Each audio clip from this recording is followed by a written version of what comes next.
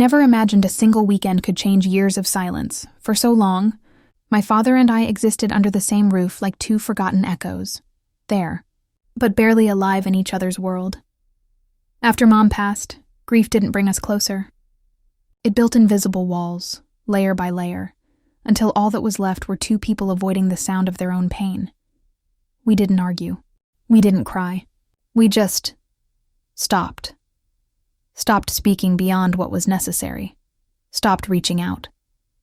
Our home turned into a monument, a perfectly preserved reminder of what once was, but could never be again. Then one early morning in spring, something shifted. There was no plan, no revelation. Just a small, quiet need, the kind that sits in your chest until it becomes impossible to ignore. "Let's drive to the coast," he said, almost casually while pouring his coffee. I remember blinking at him, startled by the sound of his voice. "Okay," I said. We each packed one bag. No itinerary, no expectations, just an unspoken hope that maybe the sea could speak the words we couldn't. The drive was long and mostly silent. A few comments about the trees blooming, the sunlight flickering through the branches, but there was no pressure to fill the space, just the road unfolding before us and the quiet comfort of being side by side again. When we reached the edge of the coast, something inside me eased. The dunes opened like pages of an old memory, and the ocean stretched out before us, vast, endless, forgiving. I stepped out of the car, and the salt air hit my lungs like the first deep breath after years underwater. Dad stood beside me, his face soft in the wind. For once, there was no distance in his eyes, just a quiet, tender peace. We stood shoulder to shoulder, saying nothing, yet somehow understanding everything.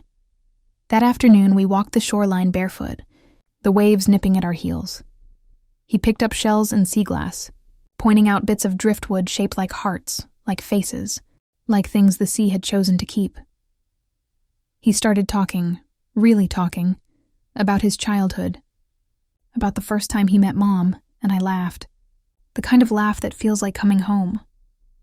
For the first time in years, I remembered what it felt like to be his daughter. As the sun fell lower, painting the water in gold, I could almost hear Mom's laughter carried in the wind. Faint, but present. We sat on a weathered log as the tide rolled in. The world was quiet, the kind of quiet that heals instead of hurts. Then, he reached for my hand, the same hand that steadied my bike, that held mine through thunderstorms. That made me feel safe before I even understood what fear was. I squeezed back, and he smiled. A small, trembling smile that said everything words couldn't. That night, under the stars, we built a fire. Sparks lifted into the sky like memories escaping. I told him about my job, my fears, the dreams I'd hidden even from myself, and he listened, really listened. When he spoke, it wasn't as my father, but as a man finally unburdening himself. He talked about loneliness, about regrets, about how grief had turned him into someone he didn't recognize. In the firelight, he looked softer. Not older, not broken, just human. For the first time, I saw him not as the father I'd lost, but the man he was, flawed, loving, trying. The next morning, he was already awake, sitting by the shore wrapped in a blanket. I joined him in silence, and we watched the sunrise together. That silence wasn't empty anymore. It was full of everything we hadn't said but finally understood. "This was a good idea," he murmured. I nodded, unable to speak through the lump in my throat. We spent the day exploring the small market, weaving between handmade crafts and paintings of the sea. I bought a sea glass necklace, green, imperfect, beautiful. "Do you like it?" I asked. He smiled softly. "It's beautiful, just like you." Later, sitting by the harbor, I finally whispered the words that had lived in my chest for years. "I missed you." His eyes glistened. "I missed you too, and I'm sorry." When he took my hand, I knew. This moment was forgiveness made real. That evening, the sky turned lavender and rose as we walked the beach one last time. He handed me a small, worn notebook. Inside was a note in his careful handwriting. My dearest, from the little girl who once held my hand to the woman you've become, you've been my greatest joy. I haven't always known how to say it, but I am proud of you. Always. Tears blurred the words.